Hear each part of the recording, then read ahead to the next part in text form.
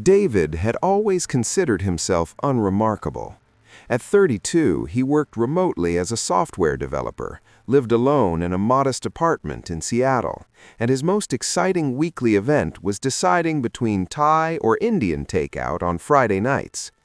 That mundane existence shattered on a Tuesday evening in March. He'd just returned from a grocery run, arms laden with bags, when he noticed his apartment door was slightly ajar. His first thought was burglary. His second thought, as he pushed the door open, defied all rational explanation. His living room had become a menagerie of the impossible. A creature that resembled a crystalline mantis, easily 7 feet tall, stood by his bookshelf, its faceted eyes reflecting light in nauseating patterns. On his couch sat what could only be described as a floating jellyfish made of purple smoke, tendrils drifting lazily through the air. And at his kitchenette, calmly sipping what he hoped was water from his favorite mug, sat a being that looked almost human, except for the silver skin and the fact that she had 4 arms. David dropped his groceries. The eggs didn't survive. "Ah," said the silver woman, setting down the mug with one hand while gesturing gracefully with the other 3. "You must be the host. How fortuitous. We were beginning to wonder if this residence was abandoned." "Who? What? How?" David's brain couldn't decide which question to ask first. The crystalline mantis creature clicked and chittered, the purple jellyfish pulsed, and somehow David understood it was laughing. "Allow me to introduce everyone," the silver woman continued, standing with impossible grace. "I am Vela Thiran, formerly empress of the 7th Celestial Dynasty, currently deposed and sentenced to execution by my charming younger brother. The gentleman by your books is Zixthor, accused of 17 counts of murder on his homeworld." 23, the mantis corrected, its voice like wind chimes in a hurricane. They discovered 6 more bodies. "And our gaseous friend here is prisoner 4719, known as Whisper, wanted across 42 star systems for crimes too numerous to list." David's legs decided to stop working. He sat down hard on the floor, right in the puddle of broken eggs. "This is a mistake," he managed. "You have the wrong apartment, wrong planet, wrong everything." Vela's 4 hands moved in what might have been a sympathetic gesture. "On the contrary, your address is precisely registered in the Galactic Refugee Relocation Database. Earth was designated a neutral zone approximately 6 of your hours ago. Quite the bureaucratic miracle, actually. Some clerical error at the Intergalactic Council. Your planet's coordinates were accidentally entered as a sanctuary world." "Sanctuary?" David's voice cracked. "Indeed, which means anyone pursuing us cannot legally extract us from this location. We are, as you humans might say, home free." She smiled, revealing teeth that were just slightly too sharp. "Assuming, of course, that our presence remains undisclosed to the enforcement agencies currently scouring the galaxy for us." David looked at each of them in turn. An empress? A serial killer? A cosmic criminal? In his apartment? "This cannot be happening." "Yet it is," Zixthor said, tilting its crystalline head. "Your reality has expanded considerably in the last few moments. I find the human capacity for denial fascinating. On my world, we simply accept and adapt." "Before or after you murdered 23 people?" David shot back, surprising himself. The crystalline mantis creature clicked and chittered.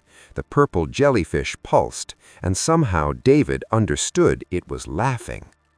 Over the next 3 days, David's life became a surreal exercise in interstellar hospitality management. Vela, despite being a fugitive empress, had impeccable manners and insisted on cooking, though her idea of cuisine involved ingredients David couldn't identify and didn't want to. Whisper drifted through the apartment, occasionally passing through walls, which David found deeply unsettling. On the second day, a 4th guest arrived. David answered a knock to find a creature that looked like an upright wolf crossed with a dragon, covered in midnight blue scales and fur. It held a small bag and looked exhausted. "Is this the sanctuary address?" it asked, in a voice that rumbled like distant thunder. "Apparently," David sighed, stepping aside. The creature introduced itself as Kirsch, a former pirate captain fleeing a death sentence from 3 different stellar navies. It curled up in David's bathtub and promptly fell asleep for 16 hours. "How many more?" David asked Vela that evening as they sat in his kitchen, or rather as she sat and he paced anxiously. "The database listed this address as capable of housing 5 entities," she replied, "so theoretically 1 more." "Theoretically," David laughed, a slightly hysterical edge to it. "My life has become theoretical." Vela regarded him with surprising gentleness. "You're handling this better than most would. On my world, we have a saying, flexibility is the root of survival. On my world, we have landlords and health inspections, both of which are going to be a problem." The 5th arrival came on the 3rd night. This one was human, or at least looked human. He stood at David's door in an impeccable black suit, carrying a briefcase that hummed with barely contained energy. "David Chen?" the man asked, consulting a device that looked like a smartphone from the future. "Yes?" "My name is Agent Thorn, Intergalactic Enforcement Division. May I come in?" Every instinct screamed at David to say no, but Thorn was already looking past him, into the apartment where Vela had frozen mid-gesture, where Zixthor had shifted into an aggressive stance, where Whisper was compressing into a dense, dangerous cloud. "I'm not here to arrest anyone," Thorn said quickly, raising his hands. "I'm here because I'm refugee number 5. The revelation hung in the air like a grenade with a pulled pin. "Explain," Vela commanded, her voice carrying the authority of someone used to ruling solar systems. Thorn stepped inside, and David noticed he was sweating despite the cool evening. 2 days ago, I discovered that my entire division, the organization supposedly dedicated to justice across the galaxy, has been compromised. We're not hunting criminals, we're eliminating political inconveniences. Whistleblowers, reformers, people like you, Empress Vela, who actually tried to end the slave trade in your sector." He looked at Zixthor. "You were framed for those murders. They were committed by a corporate hit squad trying to steal your research on clean fusion." Then at Whisper, "You didn't commit crimes, you witnessed them. Genocide, ordered by the Galactic Council itself." The apartment went silent except for the hum of David's refrigerator and the distant sound of Seattle traffic. "And me?" Kirsch asked from the bathroom doorway. "You're the only actual criminal here," Thorn admitted, "but you're also the only captain who refused to transport slaves. That made you inconvenient." David felt like the floor was tilting. "So, you're all innocent, except the pirate?" "I resent that characterization," Kirsch rumbled. "I only stole from slavers and corrupt officials. Which is why they want you dead, all of you, because you're evidence, living proof that the system is broken." "And you?" Vela asked, her forearms crossed in identical skeptical poses. "I tried to report what I'd found. Now I'm on the same kill list as the rest of you." Thorn set down his briefcase. "They'll come for us, soon. This clerical error that made Earth a neutral zone, it won't last. Some bureaucrat will correct it, and when they do, we're all dead unless we do something drastic." David found his voice. What could possibly be drastic enough? Thorn opened his briefcase. Inside was a device that looked like a crystalline sphere wrapped in living metal, pulsing with soft blue light. "This is a quantum resonance broadcaster. It can transmit a message to every inhabited world in the galaxy simultaneously. One message, one chance, unfiltered and uncensored." "A message saying what?" David asked. The truth, everything, the corruption, the lies, the innocent beings murdered in the name of order. They'll kill us before we can transmit, Zixthor observed. Probably, Thorn agreed. The signal needs 60 seconds to reach full broadcast strength. They'll detect it in 5. We'd need to hold them off for 55 seconds. Against an enforcement fleet? Kirsch laughed bitterly. We're not soldiers, we're refugees. Broken, hunted refugees. Whisper pulsed, and its voice filled David's mind. But we are also proof. Proof that the system fears the truth more than it fears us. They all turned to David. He wasn't sure when he'd become the deciding vote in this impossible situation, but he could see it in their eyes. Human, crystalline, silver, gaseous, and scaled. They were waiting for him to choose.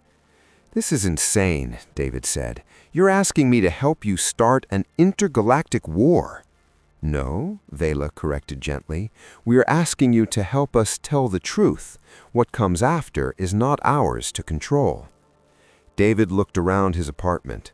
3 days ago, his biggest concern was whether his code would compile.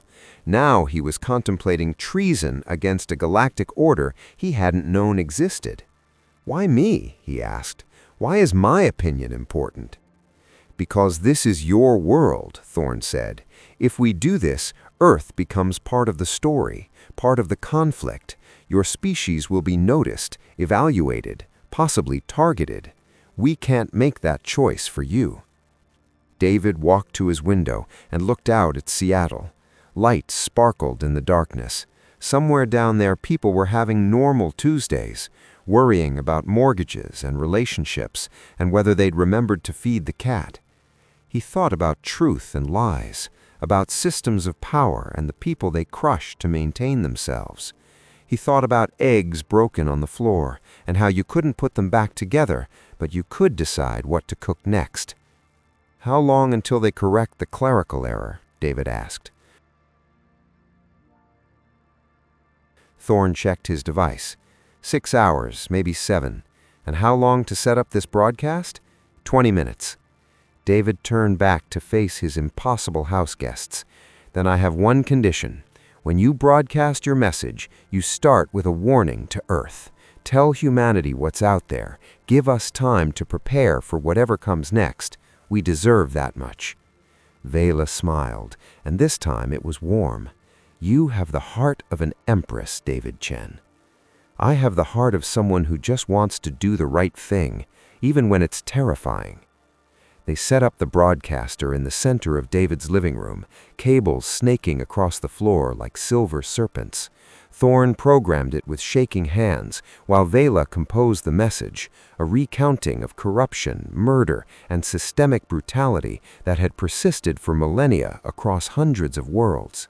Zixthor took position by the window, its crystalline body reflecting city lights like a disco ball designed by nightmares. They're coming, 3 ships, descending now. They're not being subtle. They don't need to be, Kirsch growled, flexing claws that could rend steel. Think we're trapped. Whisper spread throughout the apartment, a purple haze that turned the air thick with static electricity. Let them come. We have 55 seconds to change everything. David grabbed a kit knife, ridiculous, useless, but it made him feel slightly less helpless. Thorn activated the broadcaster. It began to hum, rising in pitch and intensity. Messages compiling, 30 seconds to transmission, then we need to hold for 55 more. The first explosion took out David's front door. It vaporized in a flash of blue energy, and through the smoking gap came figures in armor that seemed to absorb light, making them harder to focus on. Zixthor moved like liquid lightning, its crystalline arms blurring as it struck. One enforcer went down, armor cracked. Another fired some kind of energy weapon, but Whisper was there, absorbing the blast and redirecting it back. The enforcer screamed once before going silent. More came, always more. Vela fought with grace and precision, 4 arms wielding weapons David hadn't seen her carrying. She'd been an empress, but before that, she'd been something else, something dangerous. Kirsch was a whirlwind of scales and fury, roaring challenges that shook the walls. David saw one enforcer try to flank, saw his kit knife was worthless, and instead grabbed his laptop, hurling it with all his strength. It hit the enforcer's helmet with a satisfying crack. "Transmission in 10 seconds, Thorne yelled, his briefcase now unfolded into some kind of energy shield, barely holding against concentrated fire. David's apartment was being destroyed. His books burned, his furniture was slag. The posters he'd collected over the years, movies he'd loved, places he'd wanted to visit, all reduced to ash and memory. But the broadcaster kept humming, building toward its moment. 5 seconds.